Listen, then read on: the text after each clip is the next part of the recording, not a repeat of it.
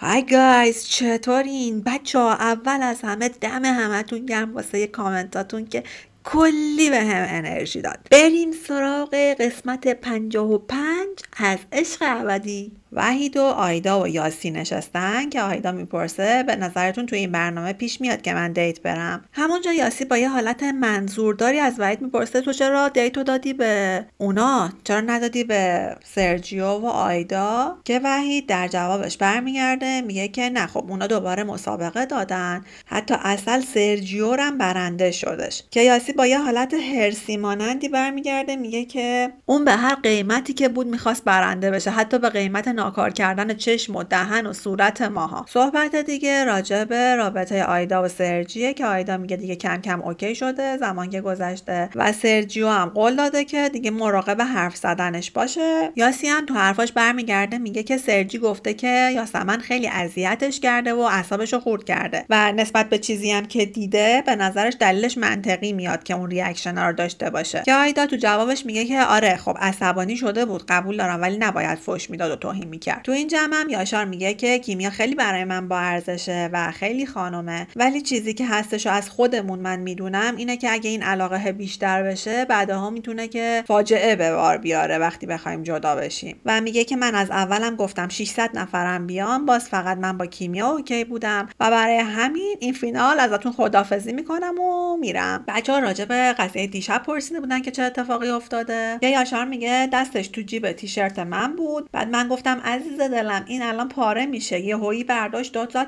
پاره میشه که پاره میشه، فدای سرم که پاره میشه. من مامان بابامم تا حالا به من تذکر ندادن. و دعواشون که توی قسمت قبل واضح گفته نشده بود سر این ماجرا بود. اینجا سپیده از داخل ویلا میاد بیرون و خیلی عصبانیه و ازش که اصل و فرناز میپرسن چی شده میگه من یه لقمه اولویه خواستم، جاوید بهم نداد و گفتش بذار من بردم بیرون بعد بیا بخور. که اصل برمیگرده میگه یعنی سر غذا دعواتون شد؟ سپیده هم بهش برمیخوره میگه نه عشقم، من سر غذا نبوده، چرا چیزی که نمیدونی الکی میگی؟ بعد دیگه فرناز میره پیشش میشینه و سپیده میگه که من به خاطر غذا ناراحت نشدم، ولی اون موقع من دلم خواست رفتم بهش گفتم یه لقمه به من اولویه بده، گفتش نه بذار من اینو دارم درست میکنم خوشگلش میکنم، رفتیم بیرون برو از اونجا بردار بخور. منم که میدونی اون لحظه دلم خواست و کلا آدمی نیستم که بخوام زیاد بخورم، اونم فقط دنبال اینه که بخواد شو کنه. بعدم روژان بهشون اضافه میشه و سپیده داره میگه که آره من ناراحتم، هر وقت واقعا ناراحتم میرم ببینم چی شده. بعد اون وقت الان که خودم ناراحتم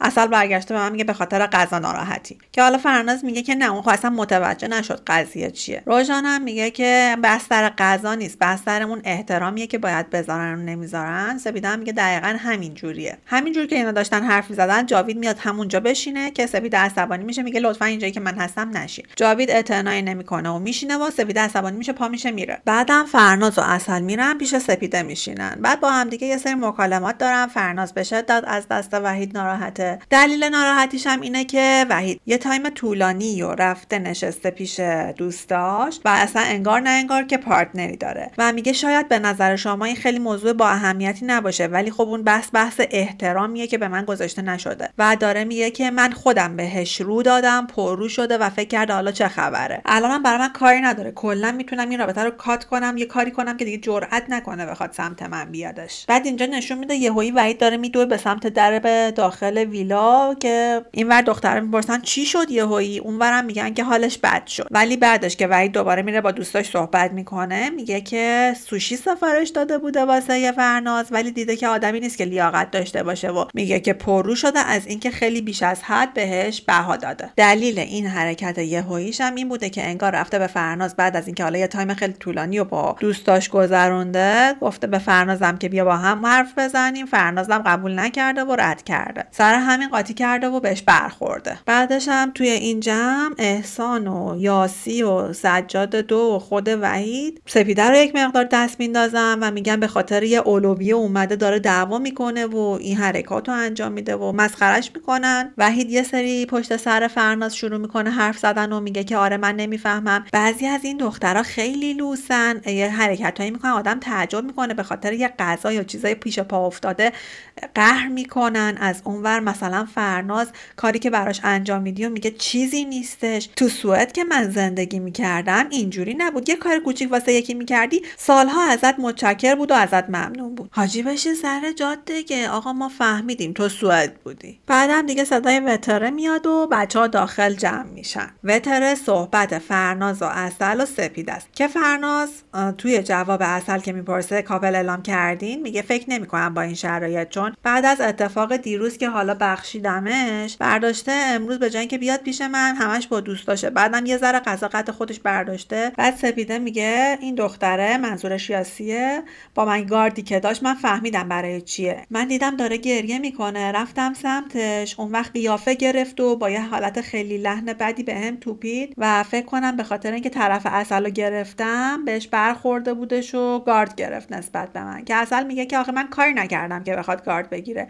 مگه از قصد زدم، بازی هم اشکنک داره. سپیدم میگه بعضیا واقعا لوس بازی در میارن و لوسن، یه ضربه تو بازی این همه داستان نداره. که وتره که تموم میشه یاسی در جا پا میشه و شروع میکنه داد و بیداد کردن با سپیده. برمیگرده میگه سپیده من مگه چی گفتم بهت که اینجوری داری میگی؟ آره قبول دارم با من حرف زدی، عصبانی شدم بهت توپیدم، در جا هم ازت معذرت خواهی کردم، گفتم من الان درد دارم برای همین حالم خوب نیست. و یه بحثی هم به خاطر این پاپیون رو سر من که یه موضوع الکیه راه انداختی. که سپیده میگه من پرسیدم این پاپیون مالکیه، تو با یه حالت خیلی بدی گفتی مال منه. یاسی هم میگه که من ازت عذرخواهی کردم نکردم. همون موقع وحید برمیگرده میگه توقع داری واسط بیاد دسته گل بیاره زانو بزنه؟ سپیده میگه من احتیاج به معذرت خواهی ندارم و تو از من معذرت خواهی نکردی و مهمم نیستش. یاسی دوباره برمیگرده به سپیده میگه که اصلا چند بار از من معذرت خواهی کرد و توضیح داد، من با خود اصلا مشکلی ندارم بعد بیام برای تو قیافه بگیرم. اصلا میگه من توضیح ندارم فقط معذرت خواهی کردم، کاری نکردم که بخوام توضیح بدم، مگه از قصد پلن چیده بودم بخوام بزنم تو صورت تو، بازی بوده اتفاق افتاده. بعدش هم که دیدم اونجوری شده رفتم برات یخ آوردم و 2-3 دفعه معذرت خواهی کردم دیگه. این داستانا چیه؟ اگه میبینی توانایی بازیای فیزیکی رو نداری بازی نکن. و اونور دوباره یاسی قاطی میکنه داد و بیداد میکنه، برمیگرده میگه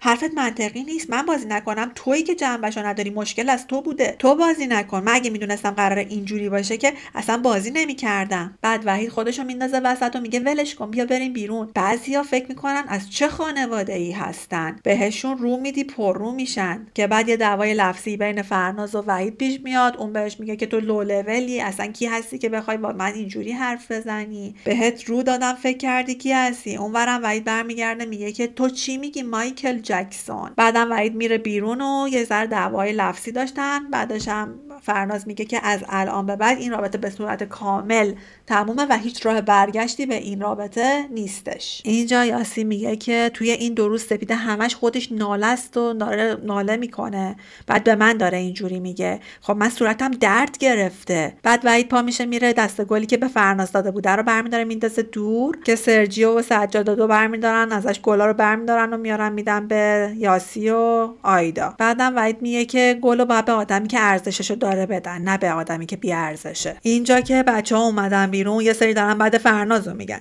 یاسی داره بعد سپیده و عسلو میگه و میگه که آره خیلی پرروه، برگشته زده تو صورت من. بعد تازه میگه بازی نکن، تو مشکل داری، تو بازی نکن. وحیدم همینجوری داره پشت سر فرناز حرف میزنه و سجاد دو هم که کلا کارش این قسمت بوده دنده بده این 2 نفر. دوباره وتره میشه، بچه‌هایی که بیرون بودن رو نشون میده که وحید تو وتره میگه من یه عمر توی سوئد بزرگ شدم، بعد این اومده از قائمشهر میگه مال دبی ام، از دبی اومدم. یاسی هم میگه که این سپیده تا الان ناله بود، تا جاوید اومد سر پا شد یهویی. اونورم میگه فرناز با سپیده است به خاطر اینکه یه طرف این رابطه جاوید وایستاده. که وتره که تموم میشه سپیده میگه من فرنازو قلبا دوست دارم و دوست دارم که باهاش وقت بگذرونم و همیشه هم وقتی که صحبت جاوید بوده به من گفته که شاید تو رابطه با تو اوکی باشه و هیچ وقت نخواسته به من دنده بده. به یاسی هم برمیگرده میگه که من جاوید اومده تو مشکلی داری با این قضیه. یاسی هم با میشه شروع میکنه داد و بیداد کردن که نه من چه مشکلی دارم، تو به من میگی لوس، بعد خودت نشستی از حرفای خودت گریت میگیره،